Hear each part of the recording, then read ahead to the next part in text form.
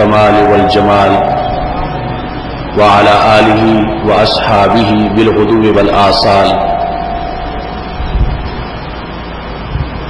أما بعد فأعوذ بالله من الشيطان الرجيم. بسم الله الرحمن الرحيم. وإلهكم إله واحد.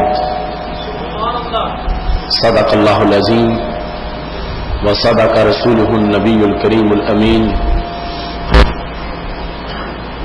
إن الله وملائكته يصلون على النبي يا أيها الذين آمنوا صلوا عليه وسلموا تسليما. الصلاة والسلام عليك يا سيدي يا رسول الله وعلى آلك وأصحابك يا حبيب الله. مولاي صل وسلم دائما أبدا على حبيبك خير الخلق كلهم. منزه عن شريك في محاسنه فجوهر الحسن فيه غير منقسم. محمد تاج رسل الله قاطبة. محمد صادق الأقوال والكلم. محمد ذكره روح لأنفسنا. شكره فرض على الأمم.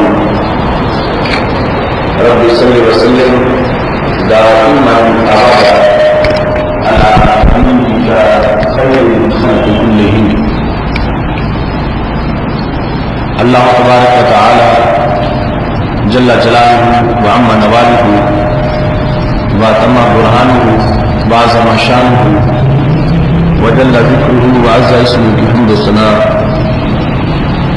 اور حضور پر نور شافع یوم النشور دستگیر جہاں غم گسار زمان سید سروران حامی بے قسم قائد المرسلین خاتم النبیین احمد المرتبہ جناب محمد مصطفیٰ صلی اللہ علیہ وآلہ وصحابہ وبارک وسلم کے دربار گوہر بار میں ہدیہ درود السلام عرض کرنے کے بعد رب ذوالجلال کے فضل اور توفیق سے آج ادارہ صراط مستقیم پاکستان کی طرف سے ملک بھر میں یوم عقیدہ توحید منایا جا رہا ہے. ویسے تو مومن کا ہر لمحہ ہی عقیدہ توحید کے لیے ہے. بطور خاص اس کی تشریحات کو اجاگر کرنے کے لیے آج اس دن کا اہتمام کیا گیا جس کا اعلان تیسری عقیدہ توحید سیمینار میں کیا گیا تھا. میری دعا ہے رب ذوالجلال ہمیں نور توحید ہر طرف مزید پھیلانے کی توفیق عطا فرمائے اور خالق کائنات جل جلالہ ہمیں حقوق توحید بچا لانے کی توفیق عطا فرمائے. سید عالم نور مجسم شفیع معظم صلی اللہ علیہ وسلم نے اس کفر و شرک سے بھرے ہوئے ماحول میں جب توحید کی اذان دی صحابہ کرام علیہم رضوان کو اس کا کورس کروایا تو وہ اتنا مؤثر انداز میں تھا کہ صحابہ کرام علیہم رضوان کے پاس جو لوگ آئے جنہیں تعلیم کہا جاتا ہے صحابہ نے وہی رنگ ان پہ بھی چڑھایا اور وہی سوز توحید ان کی طرف بھی منتقل کیا کہ جس کے نتیجہ میں سید عالم نور مجسم شفیع معظم صلی اللہ علیہ وسلم کی وہ غیب کی خبر بھی سچی ثابت ہوئی کہ آپ نے فرمایا تھا کہ ایک دور آئے گا صرف ایک صحابی کی وجہ سے اللہ پورے لشکر کو فتح عطا فرما دے گا. یہ بخاری شریف میں ہے. پھر ایک دور آئے گا صحابی کوئی بھی زندہ نہیں ہوگا لیکن صحابی کا صحابی یعنی تابعی زندہ ہوگا. اور اس ایک تابی کی وجہ سے اللہ سب کو فتح عطا فرما دے گا۔ اسے پتہ چلا کہ صحابہ نے جو کچھ وصول کیا وہ آگے صحیح منتقل کیا، اور پھر ایک روایت میں یہاں تک ہے کہ تابی بھی موجود نہیں ہوگا، تابی کا کوئی دیکھنے والا موجود ہوگا جس کو تبع تابی کہا جاتا ہے، تو اللہ اس کی برکت سے سب کو فتح عطا فرما دے گا۔ اس واسطے ہمارے آقا صلی اللہ علیہ وسلم کا انداز تبلیغ بہت مؤثر تھا کہ جس کی اثرات ہو آگے منتقل ہوئے، اور چلتے چلتے آج وہ عقیدہ توحید اس وقت بھی 1 ارب اور تقریباً 60 کروڑ انسانوں کا اس وقت بھی موجود ہے، جو دنیا کے کونے کونے میں رب ذوالجلال کی توحید کے ڈنکے بجا رہے ہیں۔ سید عالم نور مجسم شفیع معظم صلی اللہ علیہ وسلم کی رسالت کی گواہی دیتے ہیں۔ آج امت مسلمہ میں معیار الوہیت کو اجاگر کرتے ہوئے ہر فتنے کے جواب دینے کی ضرورت ہے۔ صرف اللہ ہی واجب الوجود ہے، صرف وہی مستحق عبادت ہے، اس کے سوا کوئی واجب الوجود نہیں ہے، اور اس کے سوا کوئی مستحق عبادت نہیں ہے۔ جس نے جس جہت کا جرم کیا اس جہت کی گرفت ضروری ہے۔ جو رب کے سوا کسی کو واجب الوجود مانے یا مستحق عبادت مانے اس نے شرک کیا ہے، اور جس نے حرام کا ارتکاب کیا اس نے حرام کا ارتکاب کیا۔ قبروں کو سجدہ کرنا حرام ہے، اگر سجدہ تعظیمی کوئی کرتا ہے تو حرام کرتا، سجدہ عبادت کرتا ہے تو کفر کرتا۔ تو اس بنیاد پر یہ بات معاشرے میں پھیلانی ازحد لازم ہے کہ قبور پر حاضری کا جو شرع شریف میں طریقہ ہے اس کے مطابق انسان قبر سے دور کھڑا ہو کر فاتحہ شریف پڑھے۔ قبور کو مرکز برکات جاننا اور دعاؤں کی قبولیت کی جگہ جاننا، شریعت مطہرہ میں اس کے واضح ثبوت موجود ہیں۔ اس لحاظ سے قبروں مزارات کی توہین کی تحریک اور وہاں لوگوں کو وہاں جانے سے روکنے کی تحریک، اور قبور کے مقابلے میں قبور کے لحاظ سے دلوں میں نفرت پیدا کرنے کی تحریک بھی وہ قرآنی تعلیمات سے متصادم تحریک ہے۔ اس واسطے کہ سید عالم نور مجسم شفیع معظم صلی اللہ علیہ وسلم نے خود قبر کو، جو مومن کی قبر ہے، جنت کے باغوں میں سے باغ کہا ہے۔ اس واسطے جنت کے باغات یقیناً وہاں جا کر کے جنت کی راحت ملتی ہے اور جنت کا سرور میسر آتا ہے، اور جنتی کے جنت کے باغ میں جاتے ہیں۔ اس بنیاد پر قبور کے لحاظ سے دشمنی پر جو ایک پورا فرقہ استوار کیا گیا ہے، ان کی سوچ نصوص سے متصادم سوچ ہے۔ سید عالم نور مجسم شفیع معظم صلی اللہ علیہ وسلم خود رحمتیں دینے کے لیے قبور والوں کے پاس، جو آپ کے اصحاب میں سے تھے، ان کے پاس گئے، اور یہی طریقہ پھر صحابہ کرام علیہ رضوان اور اہل بیت اطہار رضوان اللہ علیہم اجمعین نے آگے پہنچایا۔ اس سلسلہ میں یہ ابن شبہ کی جو تاریخ مدینہ المنورہ ہے، یہ اس کی پہلی جلد ہے، جس کے اندر انہوں نے بہت سی احادیث لکھی ہے۔ ابن شبہ کا مثال 262 ہجری میں ہے، تو اتنے پرانے مصنف ہیں جنہوں نے اس کتاب کو ترتیب دیا۔ اس کتاب کے اندر سید عالم نور مجسم شفیع معظم صلی اللہ علیہ وسلم سے حضرت جابر بن عبداللہ رضی اللہ تعالیٰ عنہ روایت کرتے ہیں۔ حضرت جابر کہتے ہیں بینما نحن جلوس مع رسول اللہ صلی اللہ علیہ وسلم، ہم نبی اکرم نور مجسم شفیع معظم صلی اللہ علیہ وسلم کے پاس بیٹھے ہوئے تھے۔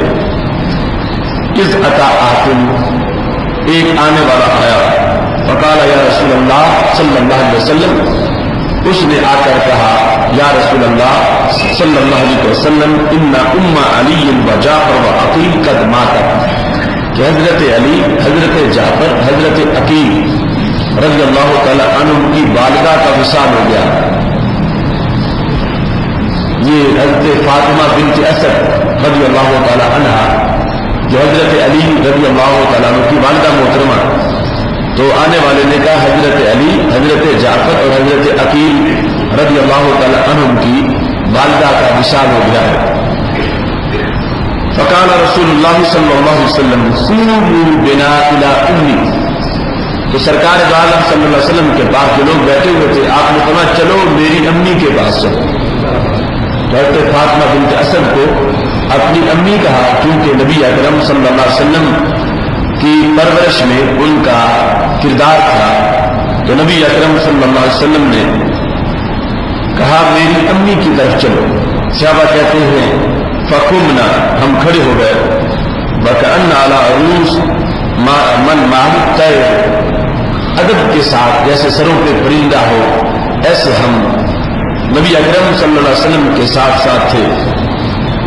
فلما انتهينا الى الباب، جب ہم دروازے تک پہنچے جہاں حضرت فاطمہ بنت اسد رضی اللہ تعالی عنہا کا وصال ہوا تھا، نازع قمیصہ، تو رسول اللہ صلی اللہ علیہ وسلم نے اپنی قمیص اتاری، جو قمیص پہنی ہوئی تھی وہ اتاری. اور فقال، ارشاد فرمایا اذا غسلتموها فاشعروها اياه.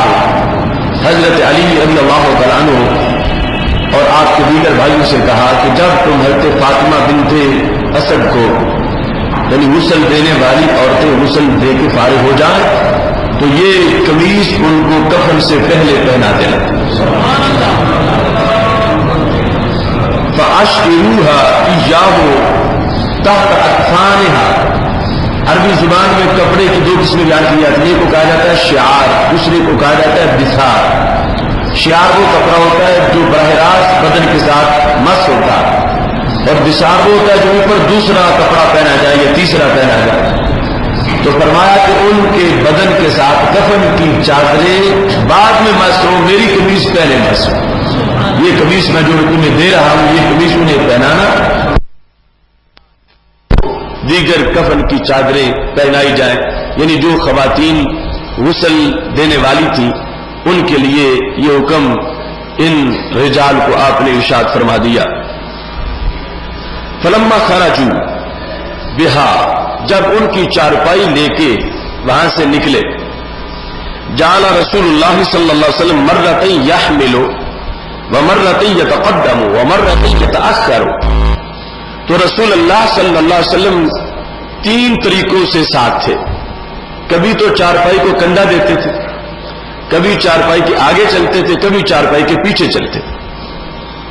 تو یہاں یہ جس حدیث کا جتنا حصہ بیان ہوا اس میں بھی یہ بات جہاں تک واضح ہوئی، ثانی پیکر سے روح نکل جائے اس کا اور بت کا فرق ہوتا. اب بت کے لیے تبرک پیش کرنا یہ ناجائز ہے، لیکن فوت شدہ ایک خاتون کے لیے سرکار نے اپنی قمیص پیش کی ہے. اور آگے جا کے ایک سوال ہوگا تو اس کے جواب میں کہ اس قمیص کا انہیں فائدہ ہوگا. برکت دینے کے لیے آپ نے اپنی قمیص دی اور ساتھ پھر رسول ہو کے اس عظیم خاتون کی چارپائی کو کندھا بھی دیا.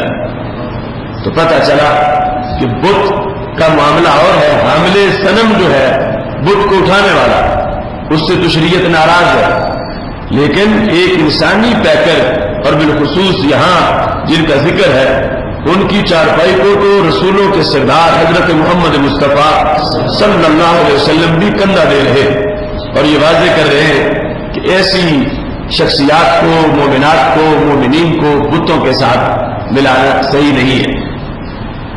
اور جس وقت نبی اکرم نور مجسم شفیع معظم صلی اللہ علیہ وسلم ساتھ چلتے گئے، صحابہ کہتا تھا انتہینا الی القبر، ہم قبر کے پاس پہنچے. یعنی درمیان میں جو جنازہ پڑھا گیا اس کا ذکر نہیں ہے، وہ چونکہ تفصیلی مسئلہ تھا. اب تدفین کے لیے جس وقت چارپائی قبر کے پاس پہنچی تو رسول اللہ صلی اللہ علیہ وسلم خود قبر میں تشریف فرما ہوئے.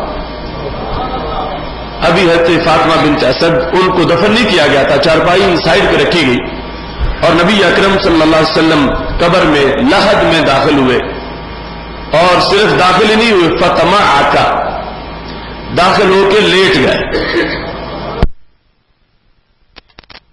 اور لیٹنا اس کے لیے لفظ ہوتا اضطجاع، اور یہاں فتمعک، تماکا کا مطلب یہ ہے کہ قبر کے اندر اپنا بدن اچھی طرح ملا، قبر کی دیواروں کے ساتھ، یعنی نیچے جو مٹی ہے اس سے اپنا بدن اچھی طرح لگایا تاکہ زیادہ سے زیادہ مٹی کو میرے بدن کی نسبت حاصل ہو جائے۔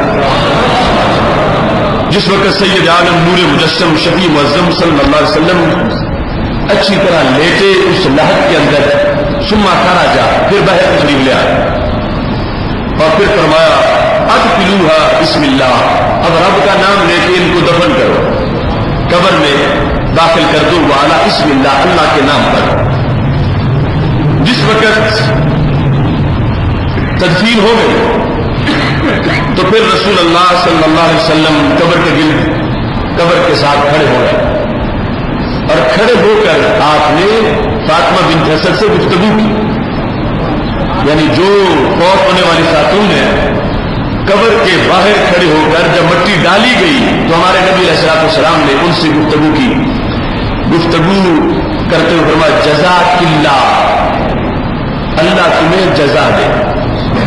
مرد کے لیے وہ چونکہ کاف ضمیر اس پہ فتح ہوتا ہے، مرد کو کہنا ہو کہا جاتا ہے جزاک اللہ، عورت کو کہنا ہو تو کہا جاتا ہے جزاک اللہ، اللہ تجھے جزا دے۔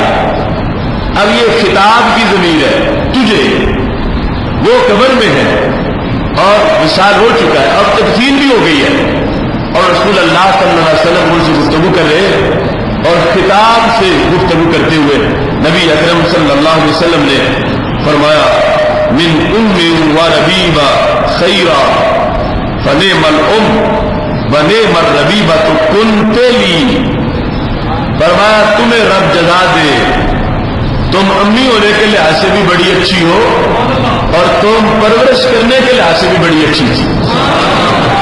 دو لفظ بولے، ام کے لحاظ سے اور ربیبہ کے لحاظ سے، اور اس میں نعمہ کے لفظ بول کے پھر فرمایا کنت لی، جو تمہارے اپنے حقیقی بچے ہیں ان کے لحاظ سے تو تھے ہی، تمہارا معاملہ خیر والا اور پیار والا، کنت لی میرے لحاظ سے جو تمہارے اندر مہربانی تھی اور میرے بچپن کے وقت جو تم نے میرے ساتھ اچھا سلوک کیا، میں اس کے لحاظ سے بھی دعا مانگ رہا ہوں کہ اللہ تمہیں اس کا بہترین اجر عطا فرما دے۔ اب دو بار خطاب کیا، خطاب کا صیغہ بولا کنتے یہ بھی اور جزا کے یہ بھی، خطاب کا صیغہ ہے، مخاطب کرتے ہوئے ان کو سید عالم نور مجسم شفیع معظم صلی اللہ علیہ وسلم نے یہ ارشاد فرمایا، اور یہ صحابہ سن رہے ہیں کہ وصال ہو چکا ہے خاتون کا، اور سید عالم نور مجسم شفیع معظم صلی اللہ علیہ وسلم اس سے گفتگو کر رہے ہیں اور اس سے خطاب کے انداز میں گفتگو کر رہے ہیں، اور اسے پاک محبوب علیہ الصلوۃ والسلام نواز رہے ہیں، اور احسان بڑا ہے، تمیز بھی دی ہے، قبر میں لیٹے بھی ہیں، اور لیٹنے کے بعد باہر کھڑے ہو کے تدفین کے بعد ان کے لیے دعا بھی فرما رہے ہیں۔ جس وقت یہ معاملات سارے مکمل ہو گئے، اب ساتھ صحابہ کرام علیہ رضوان ہیں جو ہر بات کی وجہ پوچھتے ہیں، اعتراض نہیں کرتے لیکن حکمت پوچھتے ہیں کہ اگر ہم نے اگلی امت کو بتانا تو اگر انہوں نے سوال کیا اور ہم نے نہ پوچھا ہوا ہوگا تو ہم جواب کیسے دیں گے؟ تو یا رسول اللہ صلی اللہ علیہ وسلم لقد صنعت شیئین، یہ باہر والی دعا جو ہے یہ تو ٹھیک ہے، پہلے بھی ہم دیکھتے رہے، لیکن اندر کے لحاظ سے جو دو باتیں ہیں، لقد صنعت شیئین، لقد صنعت شیئین، آپ نے یہاں پر دو فعل کیے، ہٹ کے وہ نماز جنازہ کے علاوہ بھی دو کام کیے ہیں۔ ما رئینا کا صنعت مثلہ ما قط، ہم نے پہلے کبھی آپ کو یہ کام کرتے نہیں دیکھا تھا، اور اس موقع پر آپ نے دو کام کیے ہیں۔ قال ما ہوا، تو رسول اللہ صلی اللہ علیہ وسلم نے پوچھا وہ دو کام کون سے ہیں، دو کام کون سے ہیں، یہ سوال کیا۔ تو صحابہ کرام علیہ رضوان کہتے ہم نے درخواست کی بے نزع کا قبول ساکھا، ایک تو آپ نے اپنی قمیص اتاری اور وہ کہا کہ تم پہناؤ ان کو، اور آپ کے کہنے پر قمیص پہنائی گئی۔ تو آپ نے یہ کام جو کیا اس کا سبب کیا کہ اپنی قمیص ان کے لیے دی کہ انہیں یہ پہناؤ۔ اب جس بدن سے روح نکل چکی ہے، یعنی یہ ہمارے لحاظ سے میں وضاحت کرنا چاہتا ہوں کہ جس بدن سے روح نکل چکی ہے اس کو اوپر قمیص پہنانے کا فائدہ کیا ہوگا؟ اور دوسرے لفظ میں آج جو بے لگام لوگ ہیں ان کے لحاظ سے، جن کے لحاظ سے رسول اللہ صلی اللہ علیہ وسلم کی ذات کوئی نفع نہیں دے سکتی، تو قمیص کا نفع کیا ہوگا؟ بے جان بھاگے ہیں، انہیں کسی بدن کے اوپر رکھ دیا جائے اور بدن سے روح بھی نکل چکی ہو تو فائدہ کیا ہوگا؟ یہ آج کے لحاظ سے اس سوال کی وضاحت ہو سکتی ہے، لیکن صحابہ کرام علیہ رضوان نے لفظ اتنے بولے کہ یا رسول اللہ صلی اللہ علیہ وسلم، یہ آپ نے جو قمیص اتار کر دی ہے اس کا سبب کیا ہے؟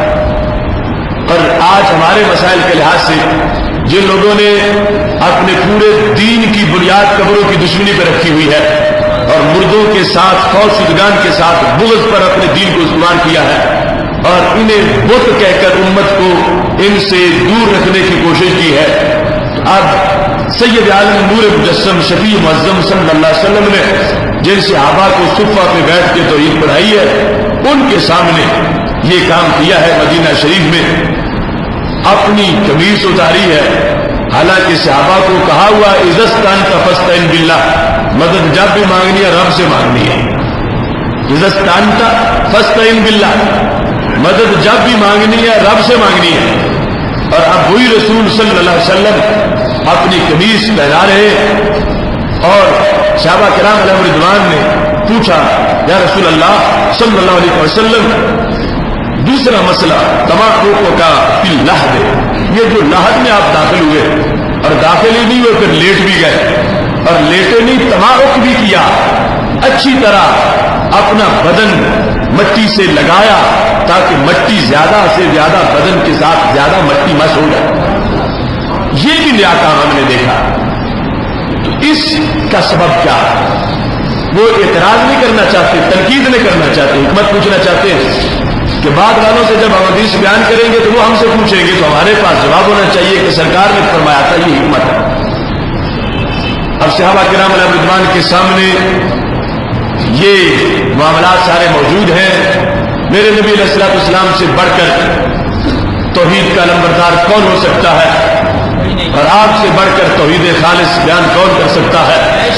تو آپ نے توحید خالص بیان کی ہے اور اس توحید خالص میں یہ بیان کیا ہے کہ بعد از وصال بدن جو ہے اس کے ساتھ روح کا تعلق ہوتا ہے، اس کو بت مت سمجھنا، بت کو نہ کوئی راحت دیتا ہے نہ کوئی دے سکتا ہے نہ اسے راحت ملتی ہے، لیکن مومن کا بدن جس سے روح نکل گئی ہے وہ جنت کے باغوں میں سے باغ میں ہے، اس کو راحت کی ضرورت ہے اور اس کو راحت پہنچانا یہ سرکار کی سنت ہے۔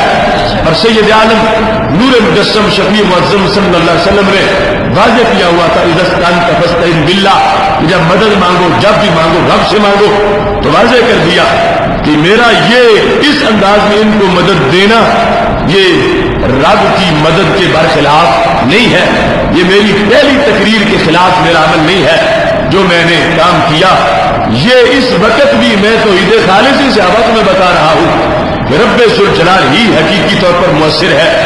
رب نہ چاہے تو میرے بدن سے برکت میرے جبے میں کیسے جاتی، میری قمیص میں کیسے جاتی، اور قمیص سے اس فوت شدہ خاتون کے بدن پر اس کے اثرات کیسے ہوتے اور انہیں اس قمیص کے فائدے کا ادراک کیسے ہوتا، ورنہ یہ سب کچھ رب نے چاہا ہے تو ہو رہا ہے، لہذا یہ اللہ سے استعانت کے منافی نہیں ہے، رب ہی کی مدد ہے جو میں اس ذریعے سے بھی ان کو پہنچا رہا ہوں۔ اب دو سوال جب صحابہ کرام علیہ رضوان نے کر دیے تو ہمارے نبی علیہ الصلوۃ والسلام نے ایک ایک کر کے جواب دیا۔ فرمایا اما قمیصی فاردت ان لا تمسہ النار ابدا، اما قمیصی، جہاں تک میرے قمیص پہنانے کا تعلق ہے کہ میں نے ان کو اپنی قمیص پہنائی ہے تو کس لیے؟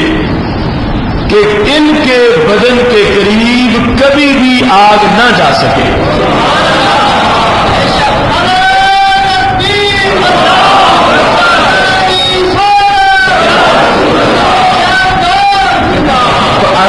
اللہ تمسح النار آبادن انشاءاللہ.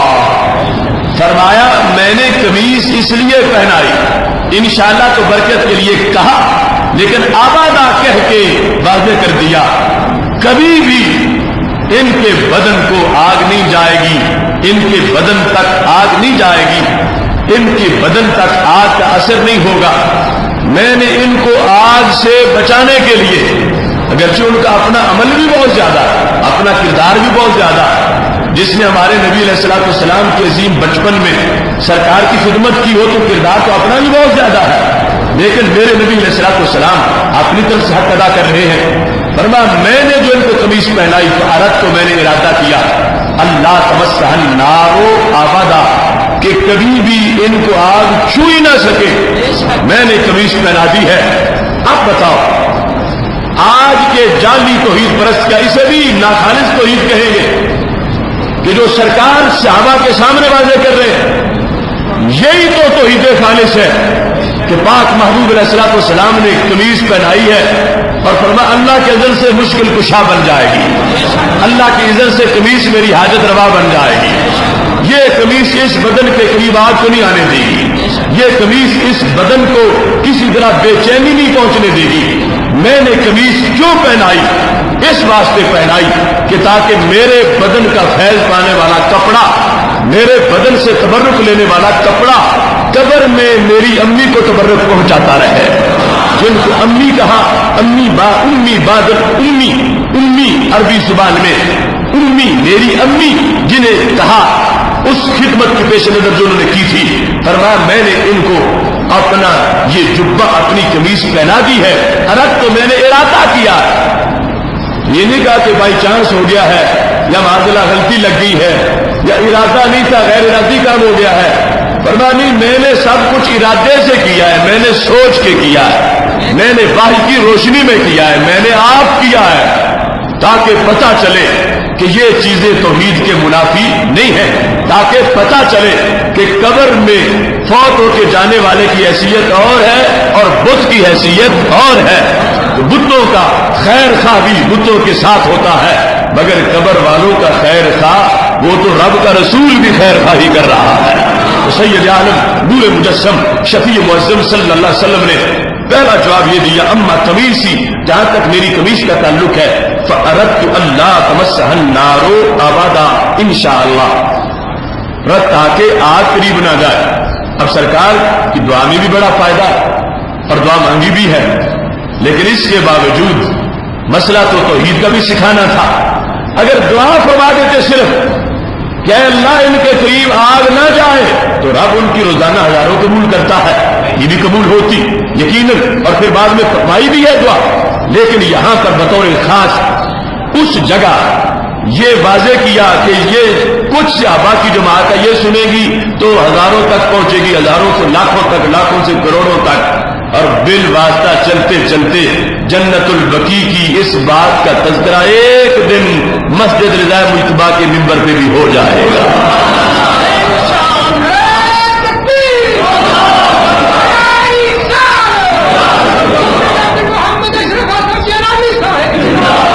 یہ حدیث شریف اس کے علاوہ بھی متعدد مقامات پر موجود ہے، اور یہاں پر پہلے سوال کا بھی جواب دیا. دوسرا سوال، میرے محبوب علیہ الصلوۃ والسلام فرمانے لگی وَأَمَّا تَمَعُكِي فِي اللَّحَدِ، جو میں لحد میں جا کر لیتا ہوں. لحد ہمارے علاقے میں جو ریتلی زمینیں وہاں پر بنتی ہے، عمومی طور پر سیدھی قبر ہوتی ہے جس کو شق کہا جاتا ہے. تو لحد قبر سیدھی بنا کے پھر سائڈ سے قبلے کی جانب کھود کے تھوڑی سی جگہ بنائی جاتی ہے، وہ لحد ہے.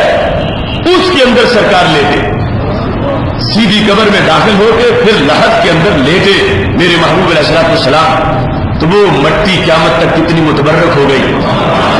ان کا تو جہاں تلوا لگ جائے وہ زمین بھی آسمان سے اونچی ہو جاتی ہے. فلک کو اس بلندی پر بھی وہ عظمت نہیں حاصل. جبین خاک سے پوچھو مقام نقش پا کیا ہے. وہ خاک جہاں پہ نقشے پا لگے اس کو اتنی عظمت مل جائے، اور یہاں تو سرکار دو عالم صلی اللہ علیہ وسلم لیٹ گئے اس قبر کے اندر، اور پھر سرکا کیا ایوسع اللہ علیہا قبرہا، کہ رب ان پر ان کی قبر کو کھلا فرما دے۔ تو دونوں کام مشکل کشائی والے، دونوں کام حاجت روائی والے۔ قمیص بھی پہنائی ہے اس لیے کہ ان کے بدن کو راحت پہنچتی رہے، اور پھر لیٹا بھی فرمایا اس لیے ہوں تاکہ قبر کھلی ہو جائے، اللہ وسعت دے دے، قبر فراغ ہو جائے۔ اب بت کے لیے ماشاء اللہ سہولتیں طلب کرنا، یہ عام انسان کے لحاظ سے بھی اس کے اندر کتنی قباحتیں ہیں۔ بت کا ادب، بت کا احترام، بت کے لیے سہولت عقل والا سوچ ہی نہیں سکے گا، وہ ہے ہی بیٹھا۔ مگر بندہ مومن جو ہے، سرکار یہ واضح کر رہے ہیں کہ اس کو کھلی قبر کی ضرورت ہے، ان کے لیے کھلی قبر چاہیے، اور کھلی قبر سے پھر راحت ہوگی، آسائش ہوگی۔ اس بنیاد پر سید عالم نور مجسم شفیع معظم صلی اللہ علیہ وسلم نے جو توحید جنت البقیع میں کھڑے ہو کے سمجھائی تھی، اور جو توحید قبر میں لیٹ کے پڑھائی تھی، اور جو توحید اپنی قمیص عطا کر کے فرمائی تھی، اور جس توحید پر امت کو چھوڑا ہے، وہ توحید ہے جو آج بھی اہل سنت کے سینے میں موجود ہے۔ ان باتوں پر شرک کا فتویٰ لگانا، ان کو شرک کہنا، یہ میرے نبی علیہ السلام کی شریعت پر عدم اعتماد ہے۔ سرکار دو عالم نور مجسم شفیع معظم صلی اللہ علیہ وسلم نے سکھا پڑھا کے واضح کر دیا، اب بت پرستی والے معاملے ختم ہوئے۔ وہی صورتحال جو پہلے بت کے سامنے کھڑے ہونے والوں کو لگتا تھا کہ ہم بت کے سامنے ہیں، انہوں نے پڑھا دیا سامنے چارپائی ہے، تم نے کھڑے ہونا ہے، اور اب تمہیں کوئی اس چارپائی کا پجاری نہیں کہے گا، کیونکہ میں نے تمہیں توحید سکھا دی ہے۔ بتوں کے سامنے اور کھڑے ہوتے ہیں، فوت شدہ انسان کے سامنے اور کھڑے ہوتے ہیں، بت کے ساتھ رابطہ اور لوگوں کا ہے، فوت شدہ مومن کے سامنے ہاتھ باندھ کے کھڑے ہیں، مگر ہر بندے کو پتا ہے میں رب کے سامنے کھڑا ہوں، یہ جو سامنے لیٹا ہے یہ پرستش کے لائق نہیں، یہ دعا کا مستحق ہے۔ اس بنیاد پر سید عالم نور مجسم شفیع معظم صلی اللہ علیہ وسلم نے ان امور کو واضح کیا اور وضاحت کر دی، اور ان امور میں امتیاز پیدا کر دیا تاکہ پتہ چلے کہ بت پرستی کا خاتمہ ہوا، حق پرستی کا دورہ ہوا، اور قیامت تک کے لیے توحید کی عظمت کے اظہار کے لیے یہ چیزیں واضح کر دی، بت اور قبر کے فرق کو جدا کر دیا، اور پھر جو اس کے ساتھ ساتھ احتیاطی تدابیر تھی ان کو بھی واضح کر دیا۔ اس شریعت میں سجدہ تعظیم کسی زندہ کے لیے بھی جائز نہیں، کسی فوت شدہ کے لیے بھی جائز نہیں، لیکن سجدہ تعظیم پہلی امتوں میں جائز رہا تو پتہ چلا شرک نہیں ہے، اگر شرک ہوتا تو پھر کبھی بھی جائز نہ ہوتا، حرام ہے اس امت میں، پہلے جائز تھا اس امت میں حرام ہے، اگر کسی نے کیا تو حرام کام کیا، اور حرام کرنے سے نکاح نہیں ٹوٹا، عورت نکاح سے نہیں نکلی، بندہ واجب القتل نہیں ہوا، حرام کا اس نے ارتکاب کیا، اور اس کا مواخذہ ہونا چاہیے کہ وہ حرام سے باز رہے۔ اس بنیاد پر ان امور کی وضاحت ضروری ہے، یعنی قبروں کے گرد جو جہال جا کے دمالے ڈالے، طواف کریں، سجدے کریں، وہ حرام کاری میں مصروف، ان کا شریعت کے ساتھ کوئی تعلق نہیں، ان کی شریعت ان جو وہ بتائیں اس کو شریعت تو وہ ہماری شریعت نہیں ہے، ہم ملنگوں کے دین کے دعوے دار نہیں ہیں، نہ ذمہ دار ہیں، نہ محافظ ہیں، نہ ان کا دفاع کرنے والے ہیں۔ ایسے لوگوں کا جو جرم ہے اس کے مطابق انہیں سزا بھی ملنی چاہیے، اور ان لوگوں کو ہانک کے ڈنڈوں کے ساتھ دور کرنے کی ضرورت ہے جو ہماری تحریک کا حصہ ہے۔ لیکن اس کو شرک کہنا یہ بھی دین سے غداری ہے کہ جس وقت شرک کہا جائے گا تو پھر پہلی امتوں کو جو مسلمان تھے انہیں مشرک کہنا پڑے گا، اس واسطے کہ جو شرک ہے وہ ہر دور میں شرک ہے، جو توحید ہے ہر دور میں توحید ہے۔ رب نے کسی زمانے میں بھی اپنے سوا کسی کی بندگی کی اجازت نہیں دی۔ اگر یہ کہا جائے کہ اس وقت جو ہے یہ آج شرک ہے اور اس وقت جائز تھا تو پھر شرک تو کبھی بھی جائز نہیں رہا، اس واسطے آج بھی کہنا پڑے گا کہ یہ کام حرام ہے، شرک نہیں ہے، اور شرک کا علیحدہ اس کا حکم ہے، حرام کا علیحدہ حکم ہے۔ حرام کوئی معمولی غلطی نہیں، بہت بڑی غلطی ہے، حرام سے آگے غلطی کیا ہوگی، مگر حرام سے بندہ مرتد نہیں ہوتا، شرک سے مرتد ہو جاتا ہے۔ اس بنیاد پر بیلنس کی ضرورت ہے، اور یہی دھاندلی کر رہا ہے دونوں طبقہ، رافضی خارجی طبقہ اور اہل سنت کو ایک بدنام کرنے کے لیے ایسے کام کرتے ہیں، اور دوسرے وہی پیش کر کے اپنی چوری چھپانے کے لیے جو فراڈ کیا ہوا تھا امت کے لیے اس کو چھپانے کے لیے وہ کہتے ہیں دیکھو یہ شرک ہو رہا ہے۔ تو یہ ہے درمیان کا راستہ جس کو ہم واضح کرنا چاہتے ہیں کہ اہل سنت و جماعت اس مسلک پر ہے جو مسلک ہمارے نبی علیہ السلام نے صفہ والوں کو عطا فرمایا تھا۔ اس کے ساتھ یہ بات ذہن میں رکھیں کہ قبر سے جائز حد تک جو قبر کے ساتھ پیار ہے، محبت ہے، اس کے شریعت میں تقاضے بھی ہیں، اور اس سے جو اس دین سے ہٹے ہوئے لوگ ہیں اسلام سے باہر، ان کے لیے رغبت بھی ہے۔ ایک بڑا عجیب اور عظیم معاملہ تھا کہ جب حضرت بلال رضی اللہ تعالی عنہ کو ان کا ظالم آقا سزا دے رہا تھا، اور سزا توحید پہ دے رہا تھا، انہوں نے چونکہ کلمہ پڑھا ہوا تھا اور احد کی اذانیں دیتے تھے، تو وہاں پر حضرت بلال رضی اللہ تعالی عنہ کے پاس سے حضرت برقہ گزرے اور مالک سزا دے رہا تھا، تو حضرت برقہ بن نوفل وہاں پہ کھڑے ہو گئے۔ یہ ابن اسیر کی النہا فی غریب الحدیث، اس کے اندر ان کا وصال 606 ہجری میں ہے، اس کے علاوہ سیرت ابن اسحاق میں بھی ہے، فتح الباری شریح بخاری میں بھی ہے، عمدۃ القاری میں بھی ہے، بہت سے مقامات پر یہ بات موجود ہے۔ مر علیہ ورقہ وہو یعذب، حضرت بلال کے پاس سے برقہ بن نوفل گزرے تو انہیں عذاب دیا جا رہا تھا، سزا دی جا رہی تھی، اور وہ حق پرست لیٹ کے آگ پر بھی توحید کی اذانیں دے رہے تھے، اور اس انداز میں کہ وہ احد احد کہہ رہے تھے۔ جب احد احد کی صدائیں حضرت برقہ نے سنی تو انہوں نے بھی اس کے پاس ہمدردی یکجہتی کے اظہار کے لیے کھڑے ہو کے احد احد کہا، اور یہ ابن عساکر کی جلد نمبر 10 صفحہ نمبر 440 پر ہے۔ یقول احد احد فیقول ورقہ احد احد، حضرت بلال کو پتھروں کے نیچے لٹا کے سزا دی جا رہی تھی توحید پر، وہ پھر بھی کہتے تھے احد احد، تو ورقہ بھی کھڑے ہو کے کہتے تھے احد احد۔ یہ حضرت برقہ بن نوفل جن کے پاس ہمارے نبی علیہ الصلوۃ والسلام کو لے کر حضرت خدیجہ گئی تھی جب پہلی وحی کا نزول ہوا تھا، اور برقہ وہ عظیم انسان ہے، مستدرک للحاکم کے اندر صحیحین کی شرط پر یہ حدیث شریف موجود ہے۔ میرے نبی علیہ الصلوۃ والسلام نے فرمایا تھا لا تسبوا ورقہ، برقہ کو گالی مت دینا، کیوں؟ فرمایا فإنه كان له جنة او جنتان، فرماؤ ورقہ صرف سنگل جنتی نہیں ڈبل جنتی ہے، رب نے ان کو ایک یا دو جنتیں عطا فرمائی ہوئی ہیں۔ یہ غیب کی خبر تھی، برقہ بن نوفل دنیا سے جا چکے تھے، سرکار نے فرمایا ان کو گالی مت دینا، اور یہ بھی عمدۃ القاری جلد نمبر 1 میں صفحہ نمبر 109 پر حدیث موجود ہے جو مستدرک الحاکم کے اندر بھی موجود ہے، جس میں حضرت ورقہ کے ایمان کا ذکر ہے۔ بلکہ میں نے جنت میں ایک جوان کو دیکھا، اگرچہ وہ تو بوڑھے ہو کے بہت ہوئے تھے مگر جنت میں سارے جوان ہوں گے، جنت میں نے ایک جوان کو دیکھا، کس کو؟ ورقہ کو، علیہ ثیاب حریر،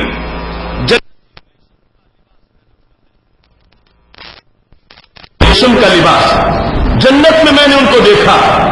کیوں جنت میں دیکھا؟ فرماتے ہیں لأنہ اول من آمن بی وصدقنی، یہ وہ پہلا بندہ ہے جس نے سب سے پہلے میری تصدیق کی تھی، جو مجھ پہ ایمان لے آیا اور سب سے پہلے میری تصدیق کی تھی۔ میں نے ان کو جنت میں دیکھا، رب نے ان کو بڑا نوازا ہوا ہے۔ اور پھر دوسرے مقام پر حدیث شریف ہے، فرمایا رأیتہ علیہ حلۃ خضراء، میں نے دیکھا تو سبز رنگ کا جبہ انہوں نے پہنا ہوا تھا، یرفلوا فی الجنت، جنت میں ٹہلتے نظر آ رہے تھے۔ تو یہ حضرت برقہ، ان کی ایمانی حیثیت میں نے پہلے بیان کر دی، تاکہ جو ان کا قول ہے اس کو پھر اس لحاظ سے دیکھا جائے کہ اس پہلے توحید پرست کو جو نبی علیہ الصلوۃ والسلام نے نوازا تو ان کے عقیدہ توحید کے اندر کیا کیا ضروری چیزیں موجود تھیں. اب حضرت بلال رضی اللہ تعالی عنہ کے پاس سے گزرے اور ان کو عذاب دیا جا رہا تھا. وہ احد احد کہہ رہے تھے اور حضرت برقہ بھی احد احد کہہ رہے تھے. ایسے میں انہوں نے جو ہیں بڑھاپے میں چھڑا سکتے نہیں تو اپنی حمایت کا اظہار بھی کیا, دھمکی بھی دی اور اہل سنت کے مسلک کا اس پہلے دن ہی اعلان کیا کہ ہوتا کیا ہے. فرمانے لگے ان سے جو النہایہ کے اندر تفصیل میں موجود ہے, کہتے ہیں واللہ لئن قتلتموہ لأتخذنہ حنانا, خدا کی قسم اے مکہ کے مشرکو, اگر تم نے برقہ, اگر تم نے بلال کو شہید کر دیا, اگر تم نے بلال کو شہید کر دیا تو کیا ہوگا؟ تو یاد رکھنا میں حضرت بلال کو حنان بناؤں گا. تم نے اگر قتل کیا تو اب قتل کا رد عمل کیا ہے میری طرف سے؟ فرمایا میں ان کو حنان بنا لوں گا. لأتخذنہ حنانا, میں ان کو حنان بنا لوں گا. یاد رکھنا تمہیں خمیازہ بھگتنا پڑے گا. تم قتل کر کے دیکھو, تم شہید کرو گے, میں انہیں حنان بناؤں گا اور تم منہ چھپاتے پھرتے رہو گے. تمہیں ہمیشہ ذلت کا سامنا کرنا پڑے گا. اگر تم نے ان کو شہید کر دیا تو میں ان کو حنان بنا لوں گا. اب حنان عربی زبان کا لفظ ہے اور یہ کتاب حدیث کے ان مشکل لفظوں کی تشریح کی کتاب ہے کہ حضرت برقہ جو کہہ رہے تھے میں حنان بناؤں گا تو حنان ہوتا کیا؟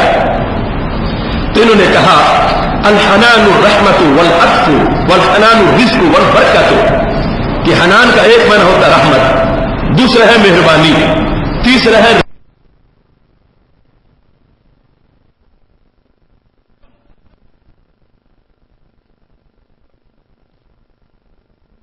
دھمکی تھی. یہ حضرت برقہ کس لہجے میں دھمکی دے رہے تھے, ان کا کیا بگڑے گا اگر یہ ان کو حنان بنا لیں گے تو حنان ہوتا کیا ہے؟ تو ابن الاسیر نے کہا ارادہ, دھمکی یہ تھی لأجعلن قبرہ موضع حنان, اگر تم نے ان کو شہید کیا تو میں ان کی قبر پہ جا کے رحمتوں کی دعائیں مانگ کے برکتیں لے کے ان کی قبر کو سلام کر کے تمہارا دل دکھاتا رہوں گا.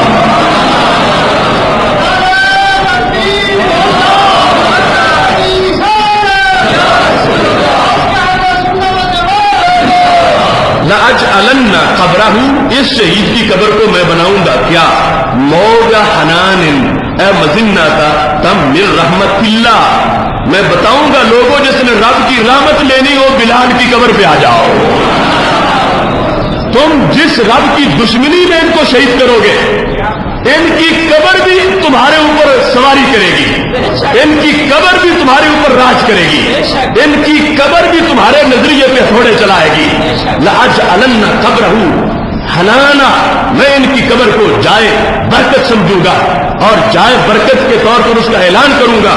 اللہ کی رحمت فأتمسح بہ متبرکا, میں برکت لینے کے لیے اس کو ہاتھ لگاؤں گا.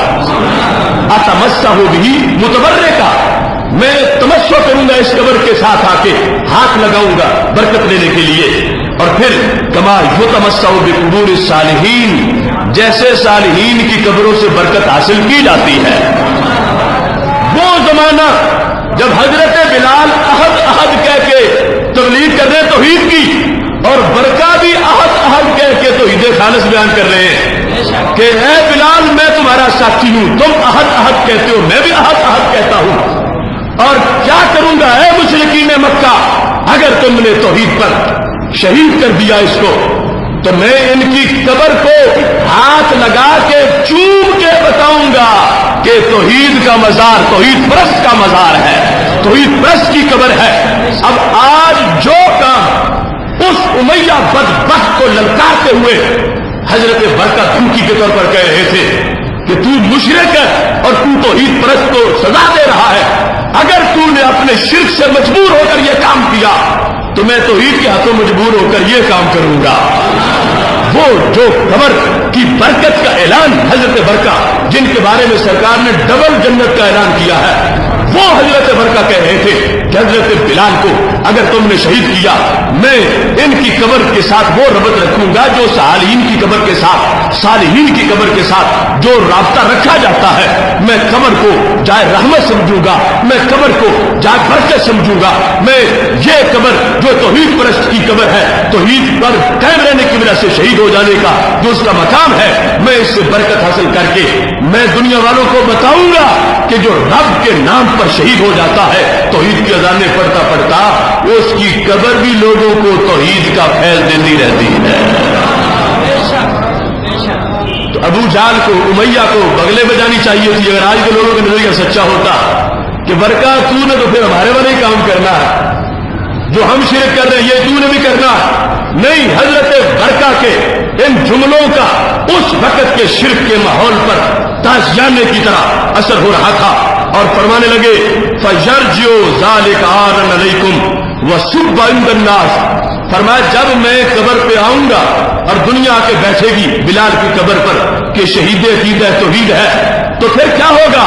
فرمایا ہمارا حاضری دینا بھی تمہارے لیے آر بن جائے گا، ہمارا وہاں جانا بھی تمہیں کوسے گا، یہ ہمارا قبر پہ حاضری دینا بھی تمہارے لیے گالی بن جائے گا، اس سے تمہاری شرک کی جڑیں کانپے گی، اس سے تمہارے عقیدے کی چیخیں نکلیں گی۔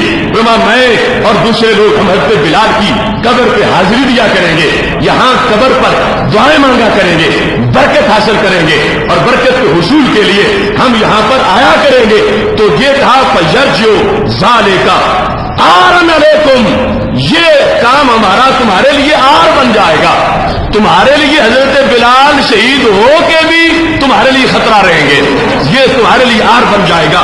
وَسُبَّ عِندَ النَّاسِ، اور لوگوں کے لحاظ سے یہ تمہارے لیے گالی بن جائے گی کہ جو قبر پہ آئے گا ماحول کہے گا دیکھو مشرک مکہ کے ظالم کتنے تھے کہ یہ بلال تو اتنے عظیم ہے کہ مرنے کے بعد بھی لوگ ان کو سلام کرتے ہیں، اور ظالموں نے ان پر ظلم کتنا کیا کہ حضرت برکہ کہنے لگے یہ تمہارے لیے آر بن جائے گا، گالی بن جائے گی۔ اس سے پتا چلا کہ یہ پہلے دن جو عقیدہ توحید کی اذانیں دی جا رہی تھی حضرت بلال رضی اللہ تعالیٰ عنہ کے عہد کہنے میں جو ان کے کلاس فیلو تھے وہ حضرت برکہ اس وقت جو اعلان توحید کر رہے تھے وہی توحید آج بھی موجود ہے کہ جس کی بیس پہ اللہ والوں کے مزارات پہ جانا اس سے اگر ضرب لگتی ہے تو کافروں کو لگتی ہے کہ دیکھو توحید والے عظیم کتنے ہیں، دنیا سے چلے جائیں تو قبریں بھی زندہ رہتی ہیں، قبروں پہ بھی حاضری ہوتی ہے۔ ادھر جو ابو رغال کی قبر کا میں نے بتایا تھا ان کو پتھر لگتے ہیں ابو رغال کی قبر کو، جو کہ ابو داؤد شریف میں اس کا ذکر موجود ہے، جس کے ساتھ وہ سونے کی شاخ دفن تھی۔ لیکن یہ اللہ کے ولیوں کے لیے رحمت کے پھول برستے ہیں، لوگ جاتے ہیں، حاضری دیتے ہیں، دعائیں مانگتے ہیں، اور ان دعاؤں کی وجہ سے غیر مسلموں تک یہ پیغام جاتا ہے کہ اسلام میں مومن کی ویلیو کتنی ہے، جب تک زندہ ہو پھر بھی بڑی ویلیو ہے، فوت ہو جائے تو پھر بھی ان کی قبریں بھی زندہ رہتی ہیں، وہاں بھی لوگ جاتے ہیں، اور شریعت کے دائرے میں رہ کر وہاں یہ جانا یہ بھی غیر مسلموں کے سامنے ایک توحید پرستوں کے اذان توحید کا حصہ ہے۔ اس واسطے حضرت برکہ ان دنوں کے اندر یہ اعلان کر رہے تھے کہ میں جاؤں گا، میں حنان بناؤں گا، دنیا کو بتاؤں گا کہ جو توحید کے لیے جس کی جان نکلتی ہے اس کی قبر کے ذروں کو بھی اللہ برکتیں عطا فرماتا ہے۔ وہ مجدد الفسانی رحمۃ اللہ علیہ کی روضہ پاک پہ اقبال گیا تو اقبال نے کہا اس خاک کے ذروں سے ہیں شرمندہ ستارے، اس خاک کے ذروں سے ہیں شرمندہ ستارے، جس خاک میں پوشیدہ ہے وہ صاحب اسرار۔ حاضر ہوا میں شیخ مجدد کی لحد پر، وہ خاک جو زیر فلک ہے مطلع انوار، ہے زمین مگر ستارے یہاں سے طلوع ہوتے ہیں، کیونکہ اس مجدد الفسانی نے گوالیار کے قلعے میں بند ہو کر بھی توحید کی اذان دی تھی۔ یہ وہ مجدد ہے جنہوں نے اکبر کو ناکوں چنے چبوائے، یہ وہ مجدد ہے جنہوں نے جہانگیر کی وہ جو دین الہی کی تحریک تھی، ہندو اور مسلمان مذہب کو ملا کر مکس کر کے دین کو ختم کرنے کی جو تحریک تھی اس کا مقابلہ مجدد نے کیا تھا۔ اور آج صورتحال یہ ہے کہ جہاں دفن ہے اس مٹی سے بھی توحید کی اذانیں نظر آتی ہیں۔ اس بنیاد پر یہ توحید خالص جو اس وقت سے بیان کی جا رہی تھی اس کا انداز آج بھی ہمارے سامنے موجود ہے۔ اس میں یہ ذکر ہے اتمسحوی متبرکہ، اتمسح بھی متبرے کا، میں تبرک کے حصول کے لیے قبر کو ہاتھ بھی لگاؤں گا، ہاتھ لگاؤں گا تبرک کے حصول کے لیے. کیسے؟ کما یتمسح بقبور الصالحین الذین قتلوا فی سبیل اللہ من الامم الماضیات، جیسے گزشتہ امتوں میں جو رب کے راستے پہ شہید ہو گئے تھے ان کی قبروں سے جیسے برکت حاصل کی جاتی ہے، میں بلال کی قبر سے بھی ہاتھ لگا کے برکت حاصل کروں گا. یہ تمسک کا ذکر ہے. لیکن اس سلسلہ میں کیونکہ عام لوگوں کو حدود کا پتہ نہیں ہوتا تو احتیاط ہے جو ہمارے فتویٰ میں ہے. الحضرت فاضل بریلوی رحمۃ اللہ علیہ کی فتاوی رضویہ میں سے ہم نے جو ہزاروں کی تعداد میں وہ ہینڈ بل اپنا جو مزارات پر حاضری کا طریقہ لکھا ہے اس میں وہ فتویٰ بھی لکھا ہے کہ کوئی قبر کے قریب نہ جائے، دور کھڑا ہو کر فاتحہ پڑھے، قریب نہ جائے. یہ احتیاط ہے. یعنی ہاتھ لگانا حرام نہیں ہے، جائز ہے، لیکن ہم نے پھر بھی احتیاط کے پیش نظر کہ کوئی پتہ نہیں کوئی سر نہ جھکا بیٹھے، کوئی قریب مزید نہ جھک جائے، تو نفس جواز تو ہے لیکن پھر بھی جو حال اور عام عوام جو ہے ان کے لحاظ سے اعلی حضرت نے بھی فتویٰ میں کہا کہ دور کھڑے ہو کر فاتحہ پڑھو اور پیچھے ہٹ جاؤ، کیونکہ عوام کو پتہ نہیں کہ کس قدر جائز ہے کس قدر ناجائز ہے، آگے جائیں نہ تاکہ وہ جو شرک اور حرام سے نیچے کی خلاف ورزی ہے وہ بھی نہ ہونے پائے. احتیاط اس انداز میں بھی ہے. لیکن جواز کے لحاظ سے تو برقع بھی بولنے لگے، کہنے لگے میں تمہاری قبر کو، میں بلال کی قبر کو ہاتھ لگا لگا کے ہاتھ چوموں گا. تمسح بھی متبرے کا، میں تبرک کے حصول کے لیے ہاتھ لگاؤں گا تاکہ اس بلال کے شہید کرنے والوں کو پتہ چلے کہ بلال سے دنیا پیار کتنا کرتی ہے. اس سے بھی ان کی تحریک کو فائدہ ہوگا، ان کی تحریک توحید کے اثرات ظاہر ہوں گے. میں بلال کی قبر پہ بھی جا گیا تو بت پرستی کا جو ہے ضرب بت پرستی کو لگے گی، بت پرستی سے لوگ نفرت کریں گے. بلال کی تحریک کا فائدہ ہوگا، بلال کی تحریک کو لوگ سلام کریں گے. اس بنیاد پر یہ جو شروع سے دین کی ادائیں چلی ہیں اسی پر ہم قائم ہیں اور آج بھی یہ اعلان کر رہے ہیں کہ بت اور ہے اور قبر اور ہے، ان دونوں کو مکس کرنا یہ اسلام سے تصادم کرنا ہے. کتنی احادیث ہیں کہ جس میں مومن جس سے روح نکل گئی اس کی عظمت ظاہر ہے، اس کا ادب ہے، قبر کا احترام ہے. قبر کی مٹی میں تو مومن کا خمیر تیار ہوتا ہے تو وہ مٹی قبر کی اس کے خمیر میں مکس کی جاتی ہے، وہ عام جگہ نہیں ہوتی. اس بنیاد پر اس فرق کو ہائی لائٹ کر کے جو مسئلہ توحید میں دھاندلی کر رہے ہیں ان کے مواخذہ کی بھی ضرورت ہے. یہاں چونکہ آج عقیدہ توحید کا دن منایا جا رہا ہے، اس چیز میں چند ضروری باتیں اور بھی ہیں جو ہمارے ماحول کے اندر مکس ہو چکی ہیں اور لوگ اندر تم کرتے رہتے ہیں، لیکن اس سے فرق پڑتا ہے، اس سے ایمانیات میں بھی فرق پڑتا ہے، معمولات میں بھی فرق پڑتا ہے. اور یہ ہماری تحریک ہے کہ جدھر سے بھی کوئی زیادتی کرے گا اور جیسی بھی کوئی غلطی ہوگی اس کو غلط بھی کہنا ہے، اس کا ڈٹ کے مقابلہ بھی کرنا ہے، خود بھی بچنا ہے اور اوروں کو بھی بچانا ہے. اس سلسلہ میں مختلف احادیث ہیں اور ان کا خلاصہ فتاوی رضویہ جلد نمبر 21 کے اندر ایک سوال کے جواب میں اس وقت اختصار جو ہے اس کے پیش نظر تمہارے سامنے رکھتا ہوں. صفحہ نمبر 155 پر اعلی حضرت مجدد دین و ملت امام اہل سنت قاطع شرک و بدعت حضرت امام احمد رضا خان فاضل بریلوی رحمہ اللہ تعالیٰ سے سوال کیا گیا. سوال یہ ہے کہ کاہنوں اور جوتشیوں سے ہاتھ دکھلا کر تقدیر کا بھلا یا برا دریافت کرنا کیسا ہے؟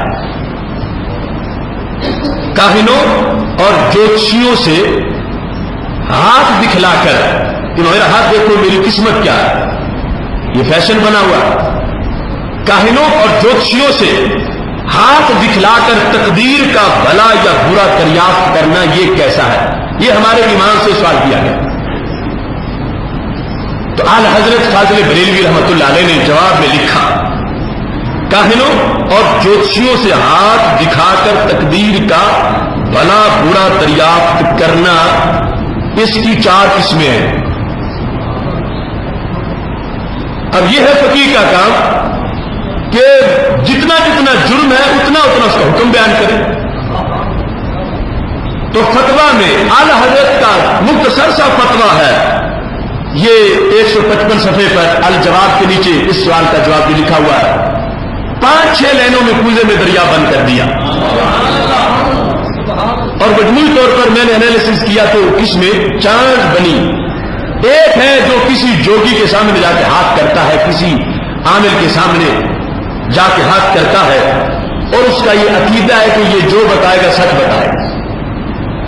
بطور اعتقاد کوئی چیز گم ہو گئی ہے، ایسے معاملات بن گئے ہیں. ہم نے اپنا پہلا وہ فہم دین کا سبق جو جادو کی مذمت، اس میں ان چیزوں کو ہائی لائٹ کیا تھا کہ ہمارے معاشرے کے یہ ناسور ہیں جن کے خلاف جہاد لازم ہے. رواج بن گیا ہے، لوگ قسمتیں اپنی پوچھتے پھر رہے ہیں ان جاہلوں سے جنہوں نے کبھی غسل ہی نہ کیا ہو، نماز کا ہی پتہ نہ ہو. تو جو شخص سوال کر رہا ہے اعتقاد کی بنیاد پر کہ عقیدہ اس کا کہ یہ جو بتائے گا سچ بتائے گا، یہ ایک ہے. دوسرا کون ہے کہ وہ عقیدہ اس کا نہیں کہ یہ سچ بتائے گا، لیکن میلان ہے، رغبت ہے. اگرچہ دل سے تسلیم نہیں کرتا کہ یہ سچ بتاتے ہیں، لیکن کچھ وہ لوگ اچھے لگتے ہیں کہ کچھ نہ کچھ تو صحیح ہوگا. میلان ہے، تھوڑا بہت رغبت ہے ایسے لوگوں کے ساتھ. یہ دوسرا طریقہ ہے سوال کرنے کا. تیسرا طریقہ کیا ہے؟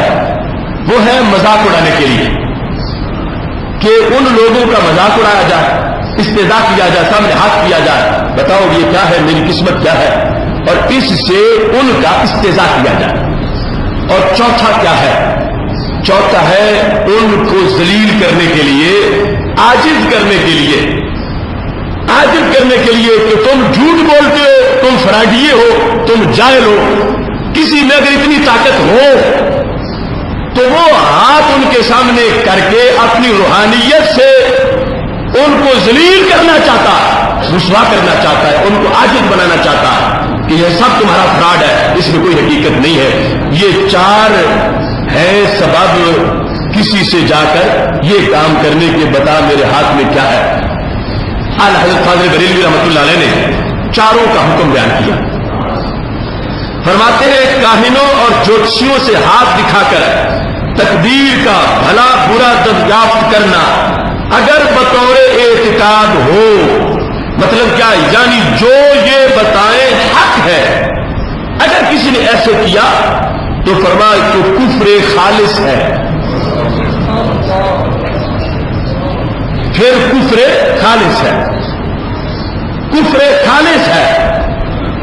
یعنی یہ ایک ہوتا ہے کافر ہونا، وہ علیحدہ، کفر کا صدور ہونا علیحدہ، مشرک ہونا علیحدہ. اگر کسی کا اعتقاد ہے تو یہ معمولی جرم نہیں اس کا. اگر اعتقاد کے طور پر یہ سمجھتا ہے کیا یہ جو بتائیں حق ہے تو کفر خالص ہے. اسی کو حدیث میں فرمایا ہے فقد کفر بما نزل علی محمد صلی اللہ علیہ وسلم، کہ جس نے ایسا کیا، سرکار فرماتے ہیں جو مجھ پہ نازل ہوا اس نے اس کا انکار کر دیا، قرآن کا انکار کر دیا. اب یہ کفر کا صدور ہوا اور کتنا بڑا جرم ہوا. تو ماحول سے اس امور کی بہتری لازم ہے. آج توہم پرستی ہے چھوٹے چھوٹے مسئلوں پر. عورتیں، بچے، مرد میلے لگے ہوئے ہیں ایسے لوگوں کے پاس، اور ان جاہلوں سے اپنی قسمت پوچھتے پھر رہے ہیں. نہ علم ہے، نہ معرفت ہے، نہ تقویٰ ہے، نہ پرہیزگاری ہے. اگر اس عقیدے پر جا کے پوچھا کہ جو کہیں گے حق ہے تو اعلیٰ حضرت نے فرمایا کفر خالص ہے. چونکہ حدیث شریف میں موجود ہے فقط کفر بما نزل علی محمد صلی اللہ علیہ وسلم. یہ حدیث شریف جامع ترمذی کتاب الطہارت میں موجود ہے کہ جس نے اس عقیدے کی بیس پر کسی نجومی، جوگی اور کسی کے سامنے جا کر یہ کہا، کاہن کے سامنے ہاتھ رکھا کہ میری قسمت دیکھو، کہ یقین ہے عقیدہ جو کہے گا حق کہے گا، تو اعلیٰ کہتے ہیں یہ تو کفر کا صدور ہوا. دوسرے نمبر پر اگر بطور اعتقاد و تیقن نہ ہو، اعتقاد نہیں اس بات پر، یقین بھی نہیں، مگر میل و رغبت کے ساتھ ہو تو پھر گناہ کبیرہ ہے. اگر عقیدہ یہ نہیں کہ جو کہتا ہے سچ کہتا ہے یا جو کہے گا حق کہے گا، مگر رغبت ہے اس کی طرف، تو پھر کفر نہیں مگر گناہ کبیرہ ہے. گناہ کبیرہ ہے. کفر نہیں ہے مگر گناہ کبیرہ ہے، اور گناہ کبیرہ بھی کوئی چھوٹا جرم تو نہیں، کفر نہیں ہے مگر گناہ کبیرہ ہے۔ اور اس کے ساتھ اس کے لیے فرمایا یہ جو عوام میں رائج ہے آج کل تقریباً وہ اس طرح کی صورتحال ہے کہ کہتے کوئی اٹکل پچو تو ہے، کچھ تو بتائے گا، کچھ تو صحیح ہو جائے گا۔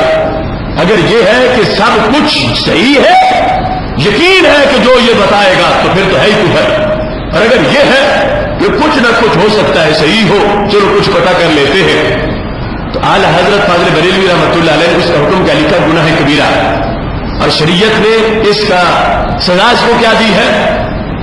میرے نبی علیہ الصلوۃ والسلام کا فرمان ہے جس نے ایک مرتبہ اس نظریے پر کہ برحق نہیں سمجھتا لیکن کچھ رغبت ہے، میل ہے، رغبت ہے، میرے نبی علیہ السلام فرماتے ہیں لم یقبل اللہ لہ صلاۃ 40 صباحا، اللہ 40 دن اس کی نماز قبول نہیں کرے گا۔ یہ کوئی چھوٹا نقصان ہے؟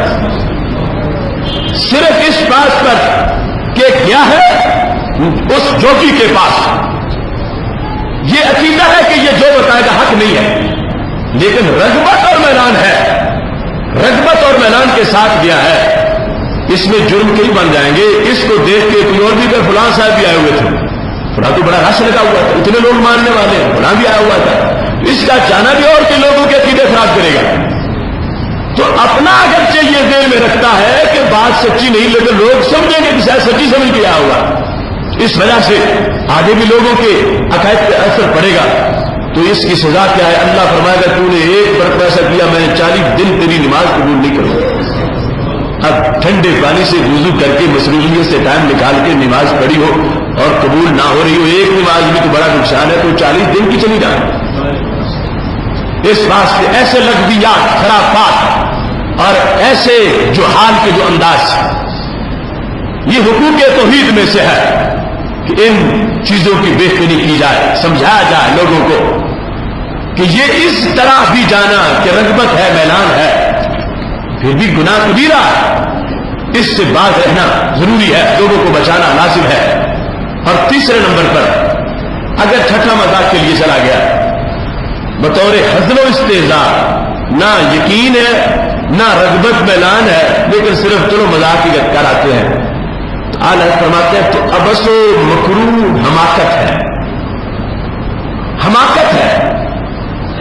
اب یہ انفقی کا کام کہ سب کو ایک ڈنڈے سے نہ ہانکے، جیسا جرم ہے بات ویسے کی جائے، جس طرح کی صورتحال۔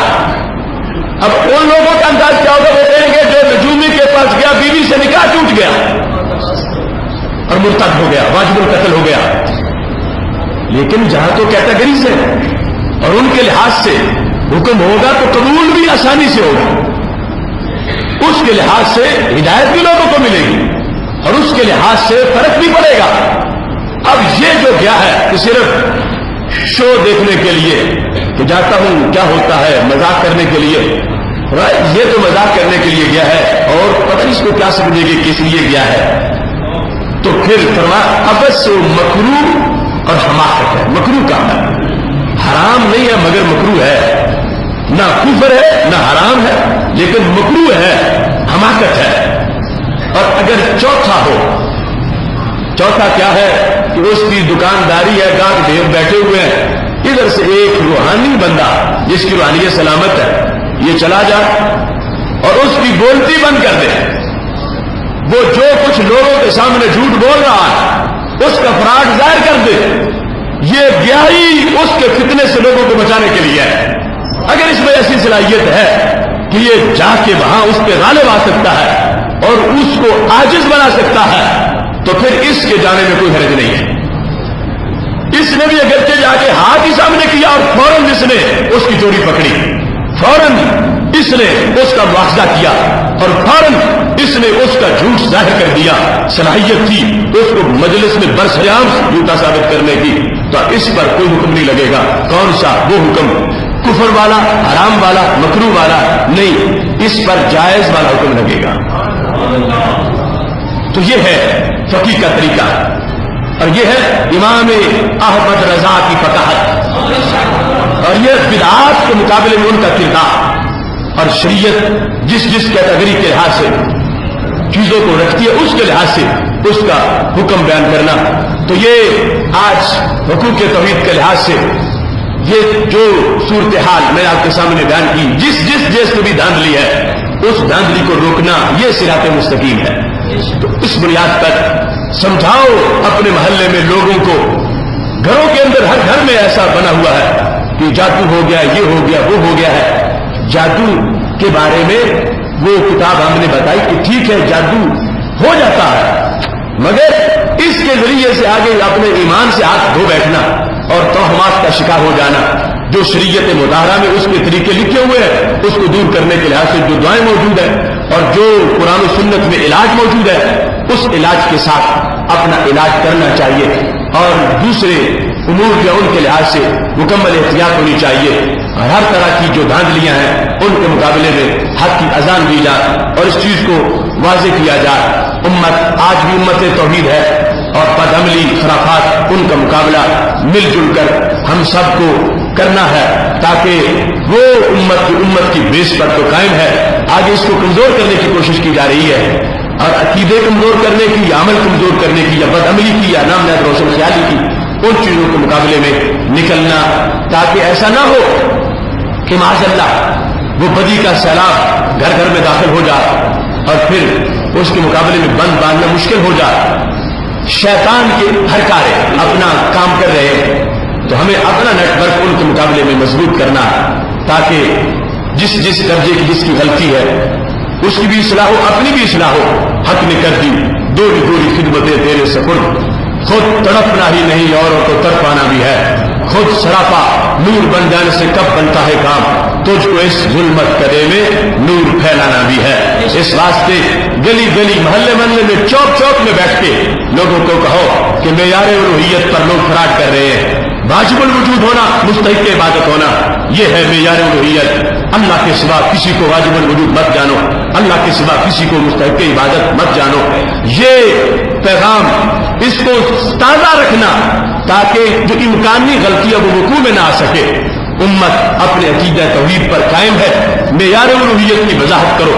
اور پھر جنہوں نے امت کی عزت داؤ پہ لگا دی ہے اور کہا ہے کہ اکثر کلمات پڑھنے والے بھی مشرک ہیں، ان کے دماغ ٹھیک کرو کہ تم شرک اور توحید کی تعریف کو جانو جو قرآن و سنت میں موجود ہے. اپنے جاہل مولویوں کی بنائی ہوئی باتوں پہ یقین مت کرو. جس کے مطابق جو حرام ہے اسے حرام کہو، جو شرک ہے اسے شرک کہو، اور جو مکروہ ہے اسے مکروہ کہو، اور جو جائز ہے اسے جائز کہو. جو حد بندی ہے اس کے مطابق یہ تمام امور کی وضاحت ہونی چاہیے.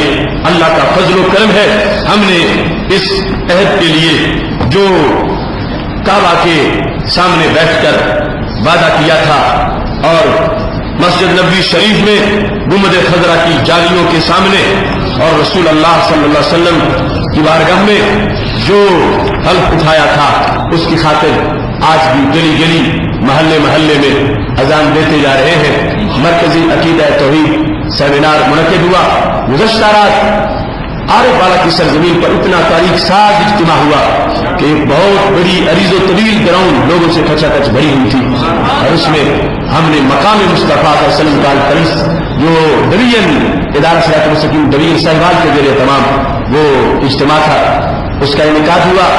صوبائی سطح پر عقیدہ توحید سیمینار کے لحاظ سے انشاءاللہ 21 مئی کو خیبر پختونخوا جس کو صوبہ سرحد کہا جاتا تھا تو اس کا صوبائی عقیدہ توحید سیمینار ہری پور ہزارہ کی سرزمین پہ منعقد ہو رہا ہے اور انشاءاللہ 22 مئی کو آزاد کشمیر سطح پر آزاد کشمیر کا عقیدہ توحید سیمینار راولہ کوٹ کی سرزمین پر منعقد ہو رہا ہے. انشاءاللہ ملک میں بیرون ملک ہر جگہ حق کی اذان دیں گے اور دیتے رہیں گے اور اللہ کے فضل سے یہ بات ہر جگہ ہوتی رہے گی. توحید و رسالت کی خوشبو ہر سو پھیلا کے دم لیں گے ہم، فکر مدینہ کا پرچم ہر سو لہرا کے دم لیں گے. بس ایک الہ ہے اللہ ہی، معبود نہیں ہے اور کوئی. پیغام یہ نبیوں ولیوں کا دنیا کو سنا کے دم لیں گے. قسمت ہے کیا امت کی بھلی نہ پھیل سکا یا شرک جلی. ہم شرک کے دعوے داروں کو توحید دکھا کے دم لیں گے. منظور نہیں یوں ملت کے خرمن کو شعلے راہ کرے، ہم فکر چمن کے اشکوں سے یہ آگ بجھا کے دم لیں گے. ہم بانٹ کے نور دماغوں میں اور ڈال کے تیل چراغوں میں، ہم دیس کے چپے چپے سے ظلمت کو بڑھا کے دم لیں گے.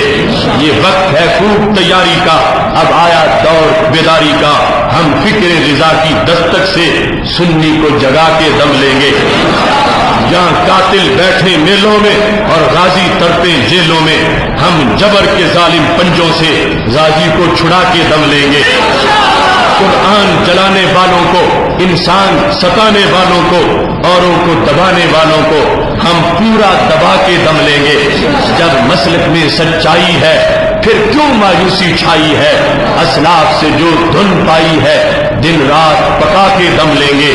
میں کہتا ہوں بدخواہوں سے اٹھ جاؤ میری راہوں سے، مقروض ہے میری جان ابھی ہم قرض چکا کے دم لیں گے. نہ سوئے نہ سستائیں گے، بس شوق سے منزل پائیں گے. گر رب نے مہلت دی آصف ہر ظلم مٹا کے دم لیں گے. وآخر دعوایا ان الحمد للہ رب العالمین.